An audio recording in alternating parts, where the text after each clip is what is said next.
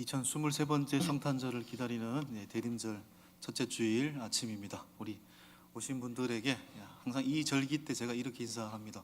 옆에 분들 바라보시면서 미리 크리스마스 인사하겠습니다. 미리 크리스마스. 미리 크리스마스.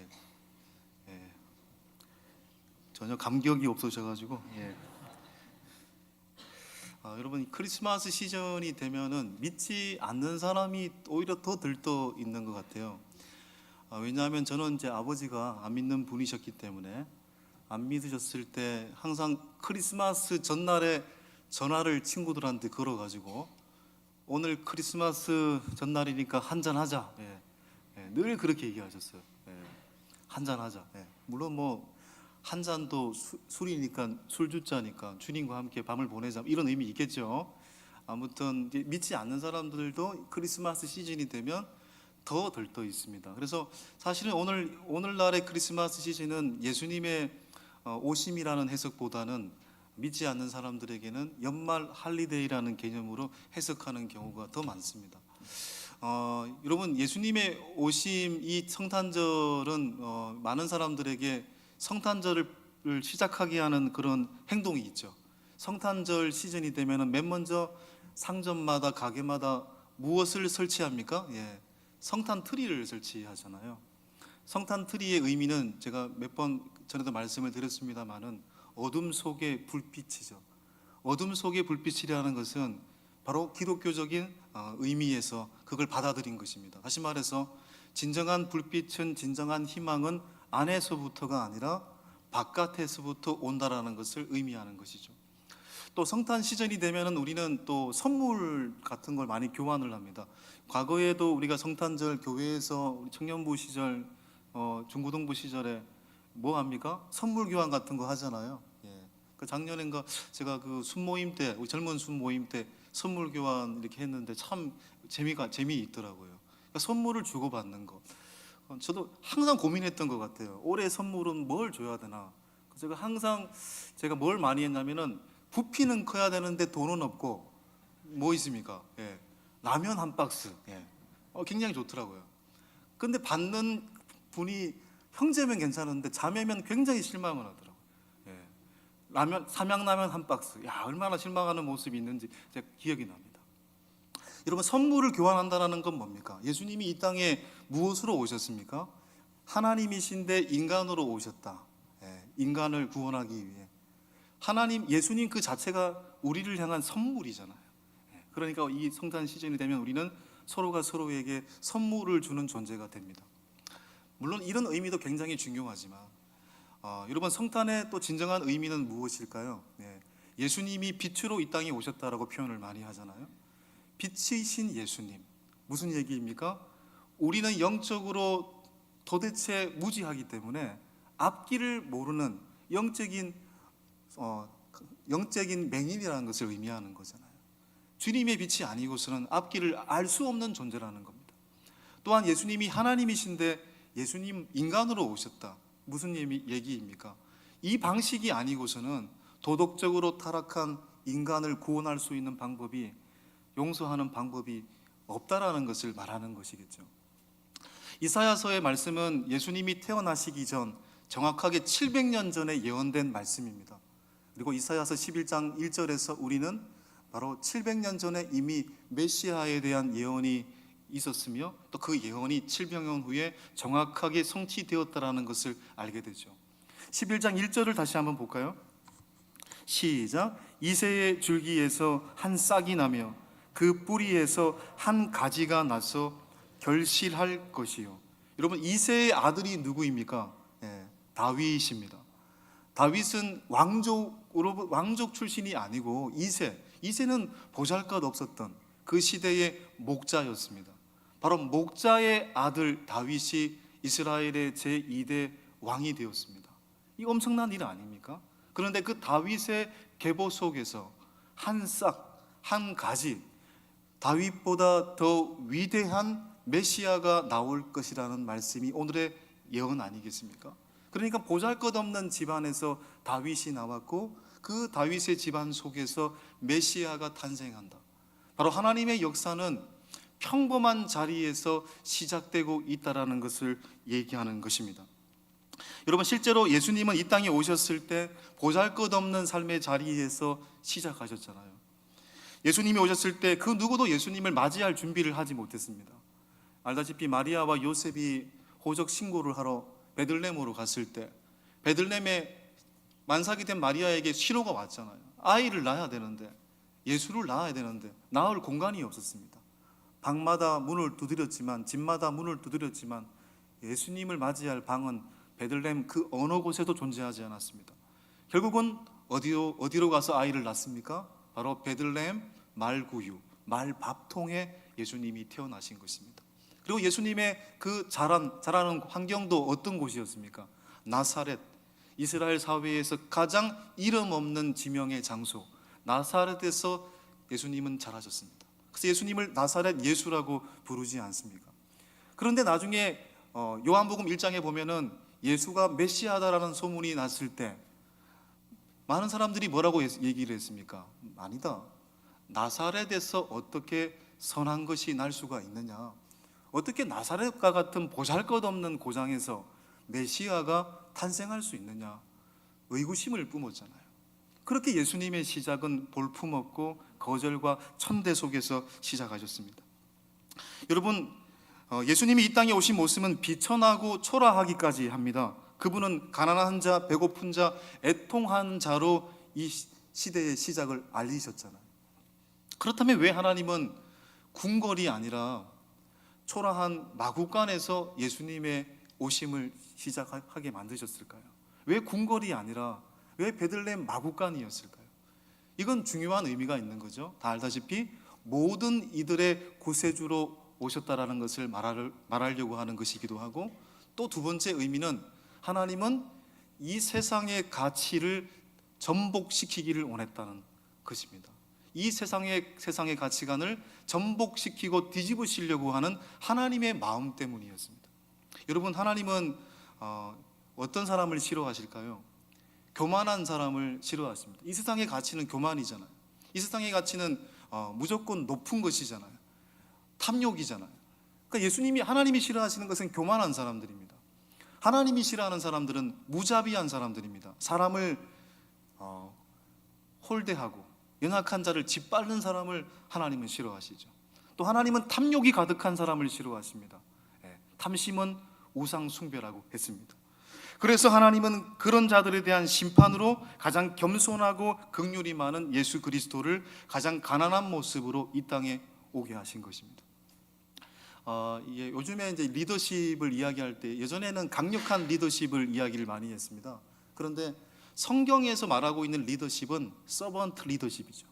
섬기는 리더십입니다. 이 섬기는 리더십에 관한 그 이야기 하면서 제가 인상적으로 읽었던 책이 하나 있는데, 헤르만 헤세의 동방순례라는 책이 있습니다. 굉장히 감동적인 책인데요.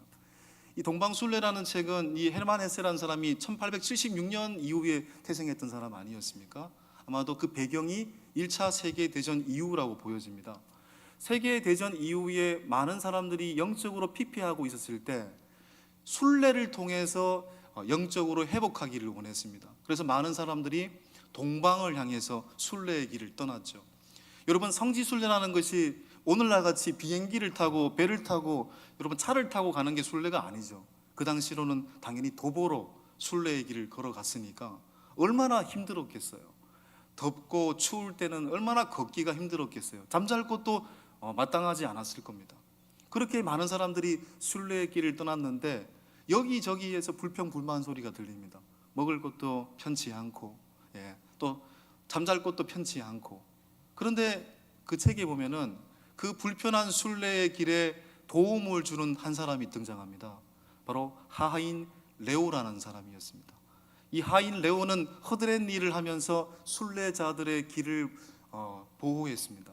순례자들이 지쳤을 때는 그 순례자들의 짐을 대신 들어주기도 했고, 순례자들이 마음이 허할 때는 노래를 불러주고 악기를 연주하면서 그들의 마음을 북돋아줬죠. 그리고 가야 될 길도 지시해줬고 내비게이션이 되어주었습니다. 그러니까 하인 레오 때문에 순례자들의 마음은 불편했지만 걸을만 했습니다. 그런데 어느 날 잠을 자고 일어났는데 하인 레오가 사라진 것입니다. 하인 레오가 사라지니까 이 순례의 길이 엉망진창이 된 거예요. 예. 지금까지는 그 레오의 섬김으로 인해서 여기까지 왔는데 레오가 없으니까 어떻게 가야 될지도 모르겠고 어떻게 이 순례의 길을 움직여야 질지도 몰랐습니다. 그들은 알게 됐죠. 아, 우리 공동체 안에 진정한 리더는 하인 레오였구나. 하인 레오가 있었기 때문에 우리가 여기까지 왔구나. 근데 나중에 그 책에 보면은 그 하인 레오의 실체가 드러납니다. 그 하인 레오는 하인이 아니었습니다. 자신들이 머물고 있는 그 교단의 최고의 지도자였습니다. 그 교단의 최고의 지도자가 종으로 자처해서 그 순례객과 함께 했다라는 거죠. 그 레오의 섬김이 있었기 때문에 그들의 순례의 길은 기뻤다라는 얘기잖아요. 여러분, 이 이야기를 통해서 우리는 예수님이 이 땅에 오신 그 의미를 알 수 있습니다. 가장 높은 분이, 가장 존귀한 분이 가장 낮은 종으로, 가장 낮은 하인으로 서번트가 되셔서 이 땅에 오셔서 우리와 함께 하셨기에 우리가 웃고 있고 우리가 기뻐할 수 있고 절망 속에서도 소망을 품을 수 있다라는 사실을 알게 되는 것이죠. 여러분, 몸을 구부리고 섬겨야 보이는 세계가 있습니다. 제가 작년에 이제 또 그 우리 목회자 중에 이제 젊은 목회자들이 이제 한 주에 한 번씩 모여가 그 줌으로 공부도 하고 가끔씩 이제 그 산을 데리고 가는데 저는 아직도 산을 적응을 안 됩니다. 한라산을 또 가자고 일주일 전에 전화가 와가지고 주일 밤에 이제 예배 마치고 밤 비행기 타고 제주도를 새벽 1시에 도착해가지고 여러분 새벽 5시에 또 일어나가지고 한라산 올라갔다가 월요일 밤에 다시 서울로 돌아왔습니다. 예. 우리 아들이 제주도를 그렇게 가는 사람 처음 봤다고 하더라고요. 그런데 그 한라산에서 제가 진짜 너무 소중한 경험이 있었습니다. 산을 올라가는 게 너무너무 저는 힘겨웠는데, 그러니까 하늘을 쳐다본 게 아니고 저는 고개를 숙이고 갔죠. 근데 고개를 숙이고 가면서 제 눈에 보인 것 중에 하나가 작은 야초들이었습니다. 작은 야초들. 아, 이 수려한 한라산을 이루고 있는 것은 아름다운 꽃과 큰 나무도 이 산을 이루고 있지만 보이지 않는 이 작은 야초들이 이 수려한 한라산을 이루고 있구나. 아, 그런 깨달음이 오더라고요. 그러니까 여러분, 그 작은 야초는 누가 볼 수 있는 것입니까? 몸을 구부리고 여러분 고개를 숙이는 사람만이 볼 수 있는 거잖아요. 낮은 자세로 땅을 바라보는 사람이 볼 수 있는 거잖아요. 섬기는 사람이 볼 수 있는 겁니다. 쉽게 말해서. 여러분, 하나님의 은혜는 바로 섬기는 자의 마음에 오는 것입니다. 낮은 마음, 섬기는 마음이 하나님의 은혜가 오는 통로인 것입니다. 물이 아래로 흐르듯이 하나님의 은혜는 높고 높은 마음이 아니라 낮고 낮은 마음 속에 그 은혜가 임하는 것입니다.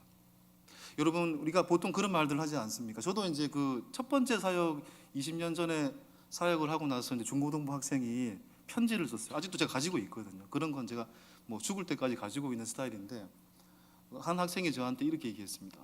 전도사님, 기둥 같은 사람이 되세요. 머리가 되세요. 이렇게 표현했어요. 머리가. 꼬리가 되지 말고 머리가 되라. 또 기둥 같은 사람이 되라. 여러분, 우리가 기둥 같은 사람이라는 것을 표현할 때 기둥 같은 사람은 어떤 의미로 해석을 합니까? 최고가 되라는 얘기라고 우리는 해석을 하잖아요. 최고의 자리에서 사십시오, 이런 의미로 해석할 수도 있습니다. 근데 사실 기둥 같은 사람이라는 의미는 그런 의미가 아닙니다. 여러분, 기둥이 뭡니까? 지금 예배당에도 기둥이 4개가 있는데 여러분, 이 기둥이 기둥 자체로만 있다, 어떻습니까? 기둥밖에 없다. 그 건물은 어떤 건물입니까? 폐허가 된 건물이잖아요. 유럽의 여러분 신전, 폐허가 된 신전들을 보십시오. 기둥만 딱 서 있는 신전들을 보십시오. 얼마나 볼품이 없습니까? 초라하고 그 자체가 폐허를 의미하는 거잖아요. 그런데 기둥은 어떤 의미입니까? 벽과 벽을 지탱해주고 기둥 위에 지붕이 올라가면 뭐가 됩니까? 비로소 기둥의 존재 가치가 드러나게 되는 거잖아요.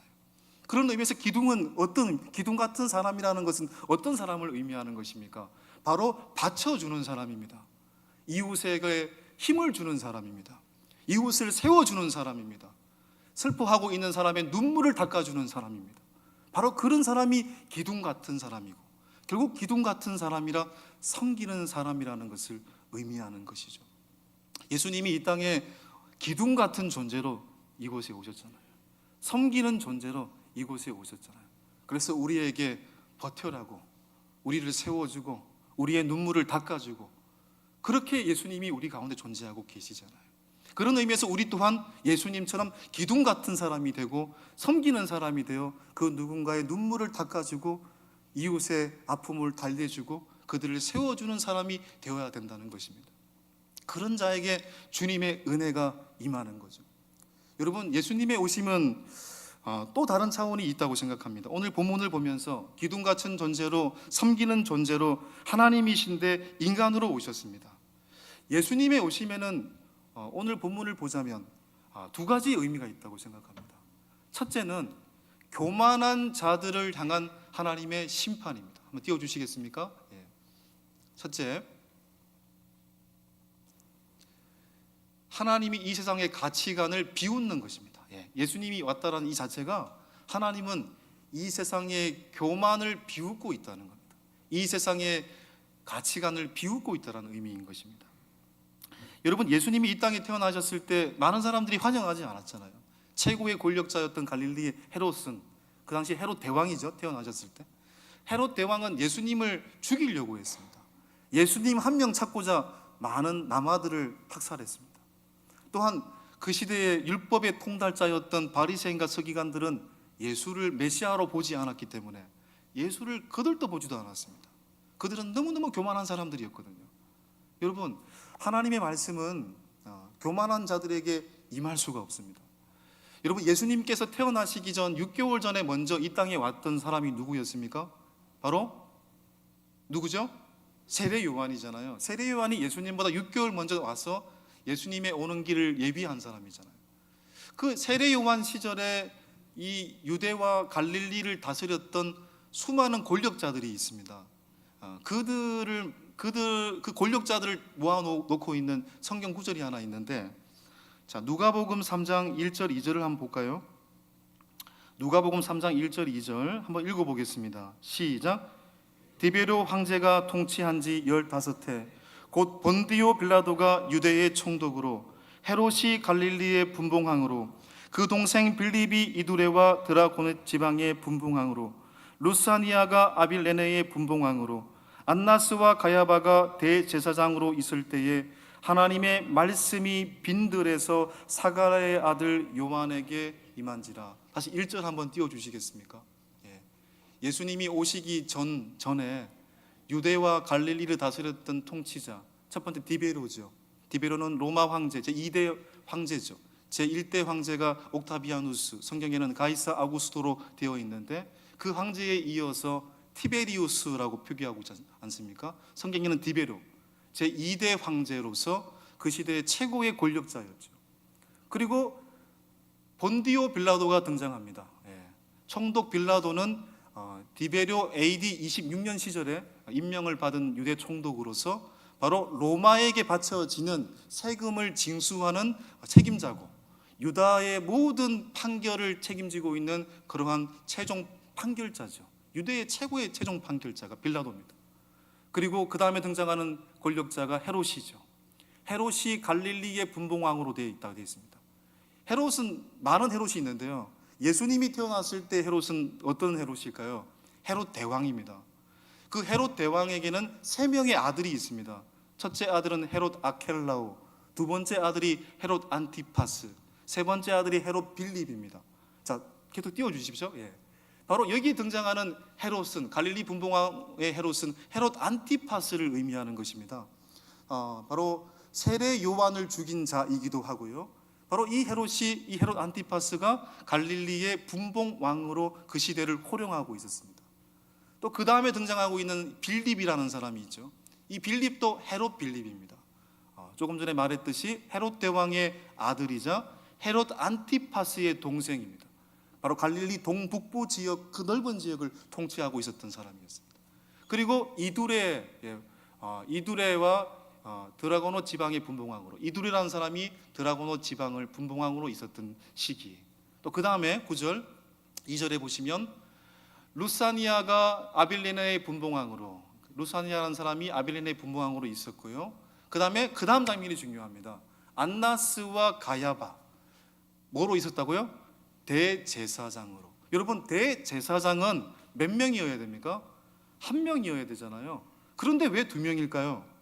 안나스는 테이만 제사장입니다. 장인이고요. 가야바는 누굽니까? 그 안나스의 사위입니다. 장인과 사위를 의미하는 건데, 여러분, 안나스가 쉽게 말해서 원로 목사고 가야바는 담임 목사입니다.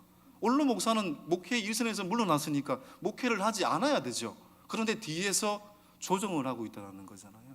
얼마나 타락한 시대였는가를 대변하고 있는 구절이죠. 이 7명의 사람들은 그 시대의 최고의 권력자입니다. 가장 교만한 사람들의 대명사입니다. 그런데 그 중에서 볼품없는 사람 한 사람이 등장하고 있지 않습니까? 누굽니까? 그의 주식은 메뚜기와 석청이고 그의 옷은 약대 트롯을 입은 허름한 옷을 입고 있었던, 빈들에서 하나님 말씀을 외치고 있었던 누굽니까? 요한입니다. 그런데 중요한 사실은 하나님의 말씀은 그 7명의 최고의 권력자에게 임한 것이 아니라 빈들에서 가난한 마음으로 하나님의 오심을 예비하며 하나님 말씀을 묵상하며 살았던 누구에게 임했다고요? 세례 요한에게 하나님의 말씀이 임했다는 거죠. 교만한 자가 아니라 겸손한 자에게 하나님의 은혜의 말씀이 임했다는 거죠. 여러분, 하나님은 시편 2편에서 이렇게 말씀하셨습니다. 2편 1절 4절 한번 읽어볼까요? 시작. 어찌하여 이방 나라들이 분노하며 민족들이 헛된 일을 꾸미는가? 하늘에 계신 이가 웃으심이여 주께서 그들을 비웃으시리로다. 하나님은 교만한 자들을 어떻게 한다고요? 네가 세상의 왕이냐? 나는 하늘의 왕이다라고 말씀하시면서 교만한 자들을 비웃는다라고 말씀하고 계십니다. 여러분도 잘 알다시피 천사 가브리엘이 마리아에게 나타나서 마리아에게 뭐라고 예고합니까? 너의 몸에서 너의 몸에 아들이 잉태가 될 것이고 그 아들의 이름이 누구라고요? 예수일 것이다. 하나님의 아들이 너의 몸을 통해 잉태될 것이다.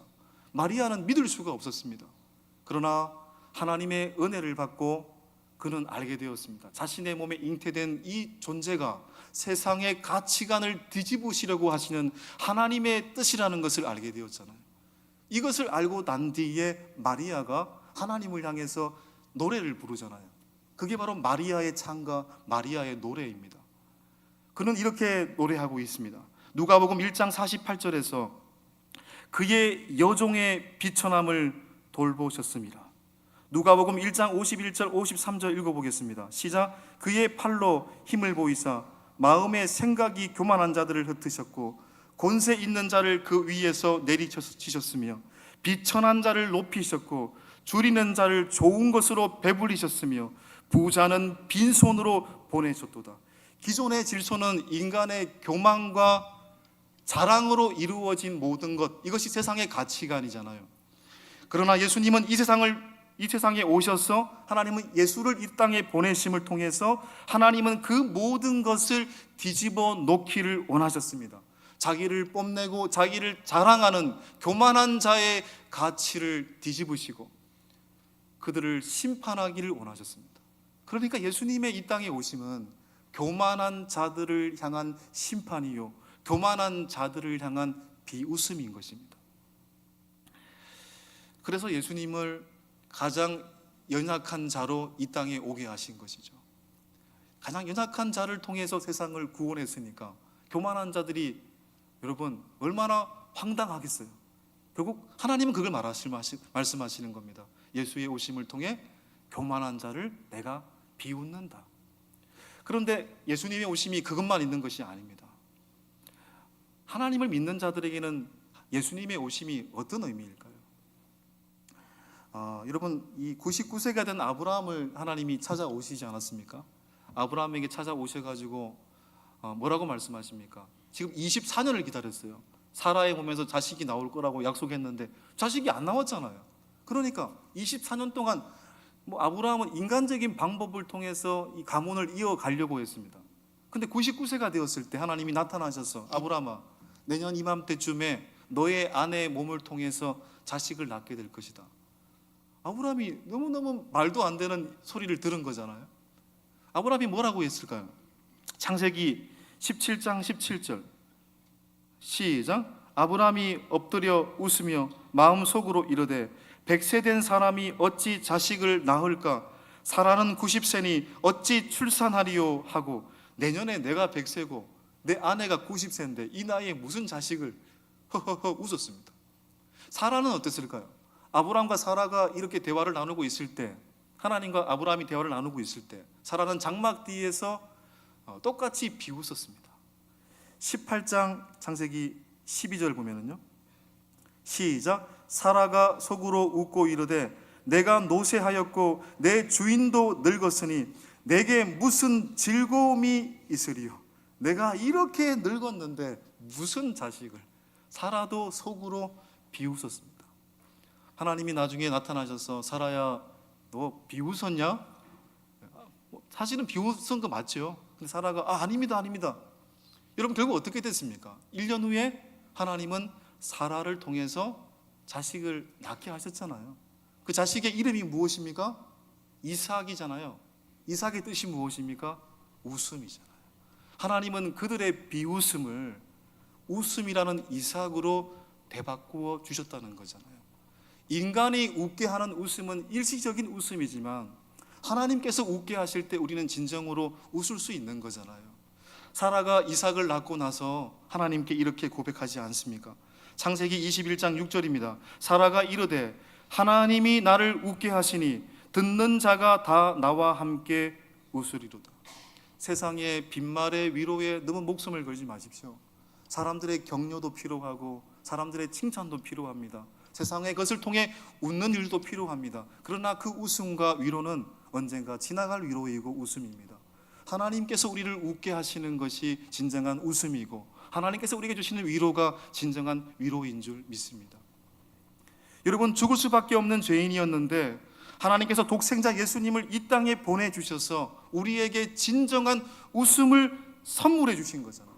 그런 의미에서 예수님의 오심은 교만한 자들을 향해서는 비웃는 것이지만 주를 의지하는 자에게, 둘째의 의미죠, 주님을 의지하는 자에게는 어떤 의미입니까? 바로 진정한 기쁨을 주신다는 의미이잖아요. 두 번째 의미입니다. 그렇죠? 주님을 의지하는 자에게는 진정한 기쁨, 진정한 웃음을 주신다는 것입니다. 가난한 자들아, 애통하는 자들아, 절망하는 자들아, 소망이 없는 자들아, 내가 너희들에게 예수를 보낸다. 예수는 너희들보다 더 배고프고 더 가난하고 더 비천하고 더 절망스러운 현실을 보낼 것이다. 바로 그 예수를 통해서 너희는 위로를 받아라. 그 예수를 통해서 너희는 웃음을 회복해라. 그거 아니겠습니까? 여러분, 하나님은 예수를 보내셔서 우리에게 무엇을 허락해 주셨습니까? 하나님의 아들과 딸이 되는 특권을 허락해 주셨습니다. 또한 무엇을 허락해 주셨습니까? 하나님의 나라라는 유업을 우리에게 주셨잖아요. 하나님의 자녀가 되게 한 것, 하나님의 나라를 우리 가운데 유업으로 준 것, 이것보다 더 진정한 기쁨이 어디 있습니까? 이것보다 더 진정한 웃음이 어디 있습니까? 오늘 대림절 첫 번째 주일을 맞이하게 되었습니다. 예수님께서 이 땅에 오심은 교만한 자들을 향한 비웃음인 동시에 끝까지 주님을 의지하는 자에게 웃음을 주시기 위해 이 땅에 오셨다라는 사실을 믿으시길 소망합니다. 그래서 이 성탄 절기를 통해 하나님의 웃음 소리를 여러분 가운데 간직하고 그 웃음과 기쁨을 우리의 삶 속에 회복하여 우리가 있는 삶의 자리에서 언제나 하나님을 찬양하고 경배하는 사람들로 살아가시는 복된 은혜와 은총이 함께하기를 주님의 이름으로 간절히 축원합니다. 이 시간 함께 말씀을